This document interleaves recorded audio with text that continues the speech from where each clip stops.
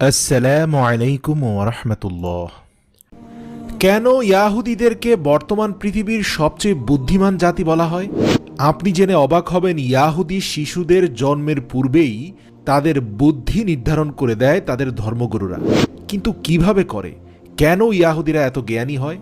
অনেক সময় আমরা ইয়াহুদীদের জাতি হিসাবে মেধাসম্পন্ন ও বুদ্ধিসম্পন্ন বলে বিবেচনা করে থাকি, কারণ আমরা মুসলমানরা বিশ্বাস করি ইয়াহুদি জাতি আসমানি খাবার খেয়েছিল, যেটা সূরা বাকারাতে রয়েছে। মহান আল্লাহ তাআলা সূরা বাকারার ৫৭ নম্বর আয়াতে বলেন, আমি তোমাদের উপর মেঘ দ্বারা ছায়াদান করেছিলাম এবং তোমাদের জন্য মান্না ও সালওয়া প্রেরণ করেছিলাম, আর বলেছিলাম তোমাদের যে জীবিকা আসমান থেকে দান করলাম সেই পবিত্র বস্তু হতে খাও।